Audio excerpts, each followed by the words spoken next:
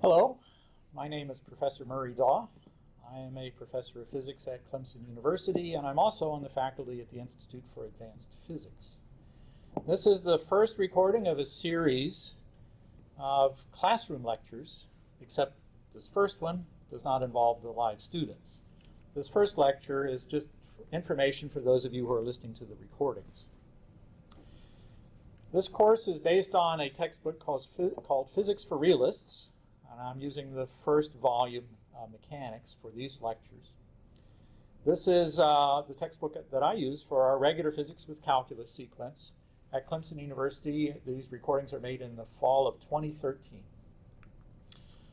So this first lecture is simply for those who are listening to the recordings. There was a corresponding first day of lecture for the Clemson students. These are all freshmen, so this is their first semester at college. And so there were a lot of logistical things that we needed to cover. How to buy the textbook, how to find the online materials for the course at Blackboard, where the restrooms, who their academic advisor is, and all that sort of stuff, just to make sure that they know those things. That lecture was not recorded, and instead I decided to make this recording for you, which was specifically for those who are going to be listening to the recordings at a later date. So these introductory remarks, for the most part, are for those who are listening to the recordings. So, as I said, this is a series of recorded classes. All of the classes will be recorded except one or two of them where I gave an in-class exam. Of course, I'm not going to record those. And these were taught, as I said, in the fall of 2013. The textbook is Physics for Realists by Dr. Anthony Rizzi. Volume 1 comprises the first semester of the course. It's a two-semester sequence. Mechanics. The second semester does both electricity and magnetism and a little bit of thermodynamics, and that I will cover next spring, next semester. My plan at the present is not to record that yet, the second semester. So these recordings should comprise just the first semester, the first volume. My plan is to record the second semester at a later date. Okay, so as I said, I'm a professor of physics at Clemson University, and I'm also on the faculty at the Institute for Advanced Physics. And the textbook author is the director of the Institute for Advanced Physics, a professional physicist in his own right, Dr. Anthony Rizzi. So I use that textbook in class, and these recordings, except for this one, will be of the live class. So there will be students present. I'm the only one in the room at the moment, but there will be students in this classroom. It's a smart classroom, so-called smart classroom, so these recordings can be made. There are approximately 20 students in the classroom, and the classroom is about the right size for 20. So it's a nice setting for it, and you even should be able to hear their questions and their answers when I call on them, because there's a lot of interaction in this classroom. I encourage the students to be involved, asking questions and to answering my questions in the classroom. So hopefully you'll benefit by this live recording, because I think it will be useful for you to hear their questions. It'll be useful for you also to hear their answers to my questions and to the questions of other students, because sometimes when a student asks a question, I open it to the class to answer the question, or to see what kind of answer they're going to give that may need some correction. Anyway, I hope that this live presentation will be helpful for you. And if you are a teacher, maybe you will find this also helpful. So here's the textbook. It's a new freshman physics textbook. This is the first volume, the cover of the first volume. As I said, there's a second volume, Electricity and Magnetism. This textbook is completely unique. There is no other textbook like this. We can get into that, and we will get into that as you read through the book. The book discusses the ways in which it is unique. But just to give you a simple sentence, a short summary of it, I will say that it presents physics by starting with the simple things that we all learn through our senses, that we see, hear, and feel. These books are the ones that I use in this course. So this is the foundational physics education for physics majors at Clemson. They have me for the first year with these textbooks. So the recording I'm making, these recordings, because I've gotten a lot of inquiries from students not at Clemson and also teachers at Clemson and not at Clemson. And these recordings then are intended to allow people to study the textbook on their own, either because they're students wanting to learn physics this way, or maybe because they're teachers and they want to learn the textbook. Of course, the teachers will realize as soon as they start getting into this textbook, they have a lot to learn. There is something that they have to learn in order to be able to use this textbook. And the hope is that these lectures, these recordings, will help teachers as well in learning how to present this material while they're learning to digest it themselves. Hopefully you'll have time to digest it before you start trying to teach it. But if you allow me to use the benefit of my own experience, I'm still learning a lot about this.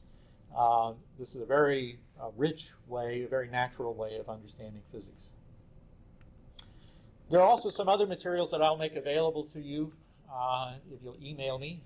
My email address is there, daw@clemson.edu. I make copies of the podium notes. So while the lecture is going on, I have a smart tablet over here that I'm writing on, and that is being recorded. And also, I will take what's on the podium notes and I'll convert that to a PDF. And the PDF is then sent out to all of the students after class. Those will also be available to you. The advantage that you will have is that you'll have the podium notes. You could have the podium notes in front of you while you're watching the lecture, which makes it actually a little bit easier. The students don't have the podium notes, of course, until after the lecture is over. The other thing I can make available, other things I can make available include reading assignments that the students in my class take. So in other words, be prepared by having read this before the next lecture. Also, homework assignments and a few other handouts that I give. Most of the homework assignments are straight out of the textbook, but there are a few that I've developed that are not exactly from the textbook, that are different from the textbook, and so will include those. Also, on the first day of class, I actually give a test. It's a prerequisite math quiz. This is intended as guidance mostly for the students, especially for these freshmen. As I said, they're coming into college and they're trying to find the level of their mathematical ability also. So I give them some feedback in the form of this math quiz. I present on this math quiz stuff that I expect that they will know by way of algebra, simplifying expressions and solving coupled equations for 2 or 3 variables, and also some trigonometry that I expect that they should know, those sorts of things. So I can make that available to you as well, and you can make use of that. These recordings, as you will note, combine 2 video streams. One is of me standing here either behind the podium, or my tendency is to walk out in front of the class and engage the students. So I'll pan the camera back. For most of the lectures, there would be a wider view of the classroom. Today, for the purposes of this introductory lecture, I focused it down to this. So there's this one video stream, which is of me wandering around up here, maybe doing 1 or 2 demos, which don't come out really well in these videos, but they're very simple demos. I think you can get the idea of them.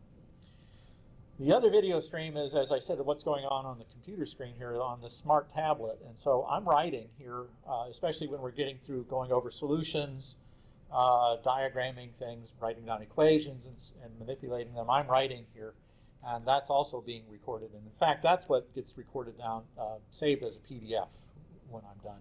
So not only will you have the video of that, but you'll also have the PDF of what goes on the podium screen.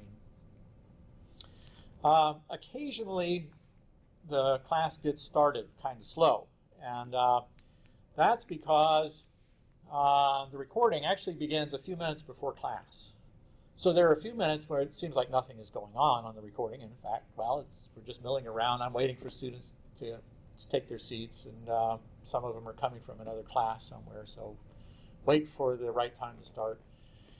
And even on the second day of class, we still had some logistical things to cover. I didn't get through all of them on the very first day. So, for example, on the second day of class, which is August 23rd, 2013, there were some more logistical things to cover, and so I was actually about 15 minutes into that recording, as you will see, before we really get down to the business of the textbook.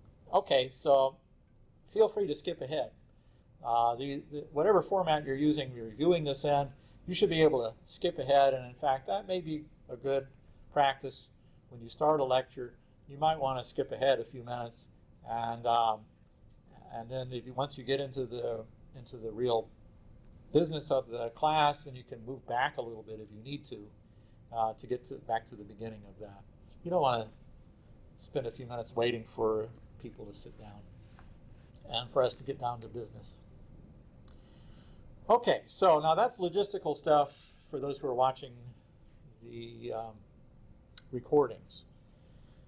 On the first day, I didn't want to just handle logistics. I really did want to get students a feeling for what they were getting into in this class, in addition to the math quiz, which did help them get a feel for the level of the class and what was required of them as students.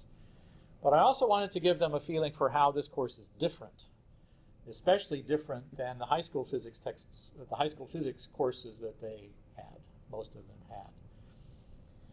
So, I'm going to present now for the next 10 minutes or so that brief flavoring that I give at the end of the first day for the students. The intention here is to give them an idea of where they're headed. So I begin by helping them to understand that we are made for truth, that the intellect, human intellect, is ordered to knowing the truth. That's really what science for us is, coming to a knowledge of the truth. You could make analogies. Some are better than other ones. One that's okay, not great, is a cheetah. A cheetah is built for speed, right? Everything about the cheetah is made for going fast. In some ways, that analogy applies to us, but maybe it's even more true for us. It's a stronger statement for us that we are ordered to truth. Our intellect is ordered to knowing the truth and finding the truth, and that's really what science is about. Science, from the Latin word scientia, meaning knowledge. So, to go along with that then, this course is about understanding. It's not about acquiring skill sets. It's not about collecting a bunch of factoids or individual formula. It's not about plug and chug. It's about understanding. And in that sense, this course is oriented, more than other physics courses that I know of, much more so, to what is ultimately human, that is the intellect.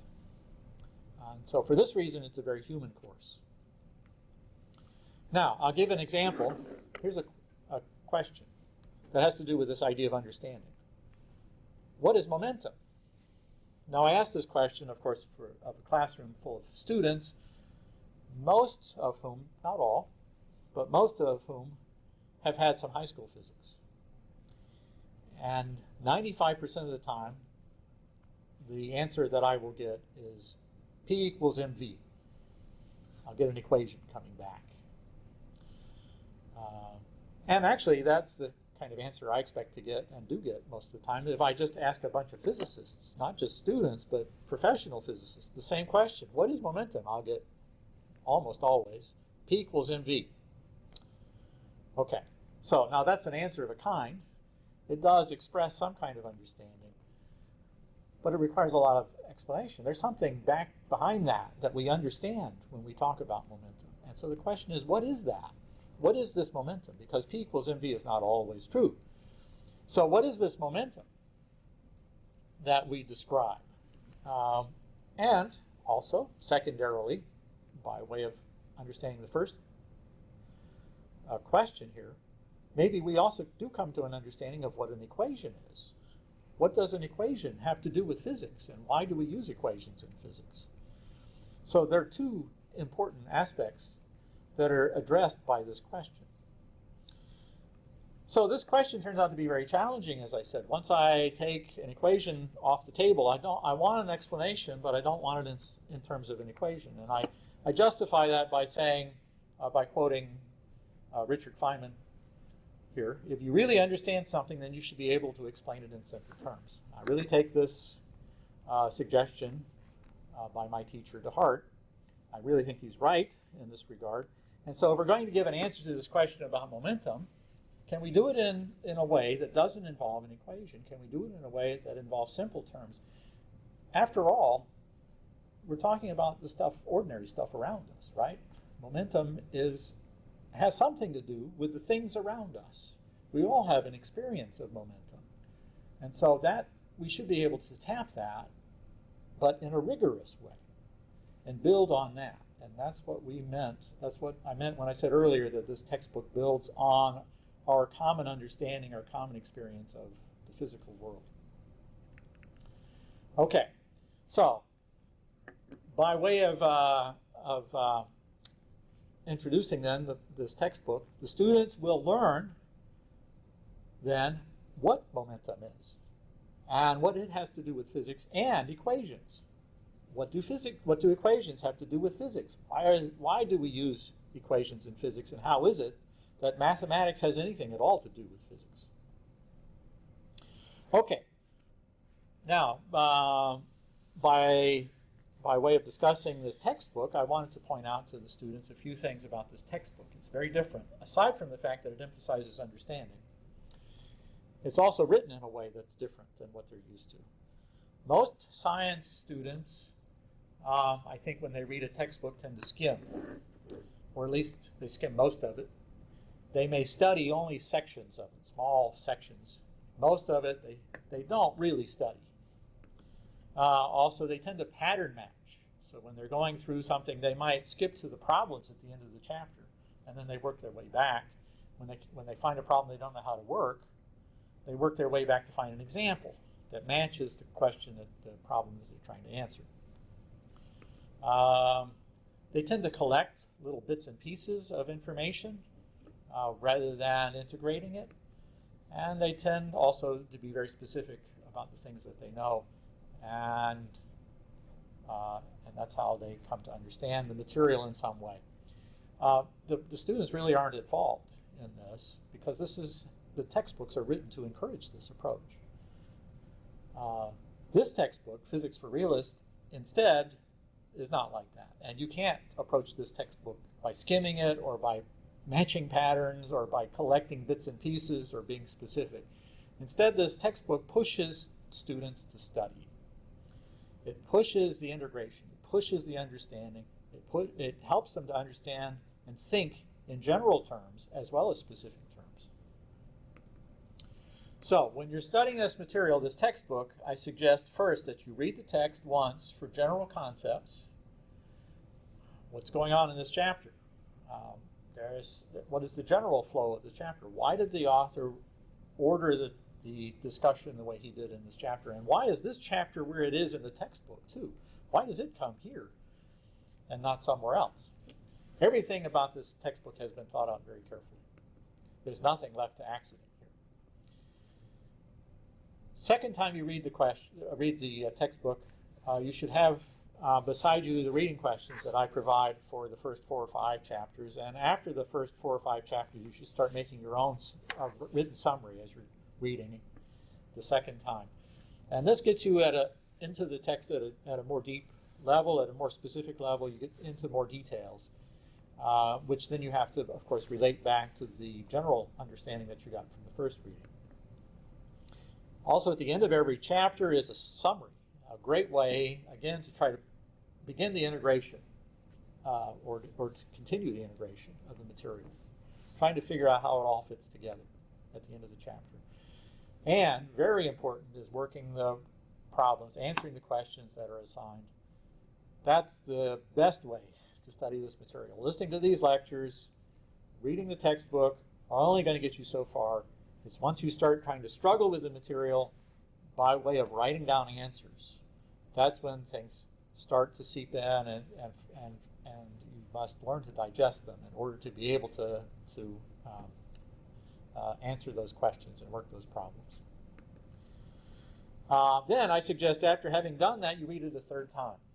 And that last time will really, you will after you have now grappled with the problems and the questions, and you've already worked through the summary, and you've digested it at a certain level, reading it again a third time will really help for you now to understand, oh, that's what he was getting at, right? That's why he said it that way. It's really going to be a very important thing to do, that last reading. A lot of reading. There's a lot of reading in this because the book is challenging that way. It's a wordy book, and it's done in such a way as to be very helpful, but it's written specifically in this way, and I'll talk about this again in just a minute. Okay, so the general approach of this text is to work from general to specific. So he lays out the general principles of physics, and then he works towards specific understanding, how to make these general principles, how to understand them in these specific situations. The general principles are probably not what you think, by the way, which gets us into the subject of chapter 1, but I don't want to get there too fast, so we'll come back to that in a minute. So, the other thing about this book, as I said, is it's wordy. And that's intentional. It's deliberate, like everything else about this textbook. Words connect better to the abstractions that he's trying to encourage. He wants to encourage abstract thinking, but the abstract thinking is built upon concrete things in a human way. That's the way we learn. That's the way we know. We know the physical world around us through our senses, and then the mind forms abstractions about those things that it knows. But that process, now having formed abstractions in the mind, it's easier to connect to abstractions through words than it is through figures and examples. Words are verbal expressions of the concepts and the abstractions that we have. And so that connection, that means of using words to connect to the abstractions that are present already in the students' minds. Having lived in this world, they've already formed some abstractions. So this course is trying to make them aware of what those abstractions are and trying to refine them, trying to make them more in conformity with reality. Also, when you read the textbook, the wording really is very simple. Although when you're in the middle of a paragraph, sometimes you have to stop and think, now, what was that he was trying to do? I got to go back and read that part again. But even though the wording is very simple, the subject itself is very profound. And I think you will come to an understanding of that as you go through this reading, through the textbook. You will come to an appreciation for how deep this is. This textbook is very deep. And what goes along with that, the fact that these words connect to abstractions and that the subject is very profound, the author is very aware of these things, and he chooses his words very carefully. So, there will be some definitions that you will need to memorize. If you open the textbook up to the inside front cover, he's collected some of these definitions on the together in one place. Now, they're scattered throughout the textbook, of course, but they're summarized, put together in one place on the inside front cover. You should memorize those definitions. Now, remember, a definition is not an arbitrary thing that we make up. A definition is an expression of our understanding of the thing. So these definitions have been worked on very carefully. Again, the wording is very careful. And you should memorize these word for word. Now, memorization is not the end of learning. It's not the goal. But it is a tool. And it's a tool that you can use to help you to keep these things in mind and to allow your mind to chew on them over time, and especially as you're working on the problems. Now, what is momentum, right? What is mass and what is force? But you got to memorize these things and use them carefully in your mind. Again, remember, these wordings are very precise. Okay, another way in which this textbook is very different than any other textbook. Chapter 1 is very important. In fact, it's the most important chapter in the book. Most science textbooks, chapter 1 is a throwaway chapter. It's some half-baked history, sometimes wrong, some less than half-baked philosophical discussion, in fact, often even worse than wrong. Maybe some stuff about units, which is, well, very few people like to talk about units, right? So chapter 1 in most textbooks is something that people want to just get past. Let's just go on to chapter 2. Resist that temptation here. Now, it wouldn't be surprising if you had that temptation, because you would share probably the temptation of everybody in my class, because that's the way the textbooks are written, right? So they get used to doing things this way. So I have to really make a point of it in class, and that's why I'm making it with you. The first chapter is the most important chapter in the book. Resist the temptation to skim it or to skip it. You must read chapter 1. Okay, so I make a big deal out of this. In fact, I kind of make too big of a deal, perhaps. You must study chapter 1. And that's because I've had experience with these students. It's, first place, it's their first encounter with this book, which requires them to read carefully. And so they're just learning how to do that, learning to force themselves to study the book, which maybe they're not used to doing. But also, it's, as I said, it's the foundational material for the rest of the book. The rest of the book builds on chapter 1. Without chapter 1, you've got nothing to build on. And I have learned through experience, if I didn't go through this, emphasizing the necessity of studying chapter 1 carefully, some students wouldn't study it.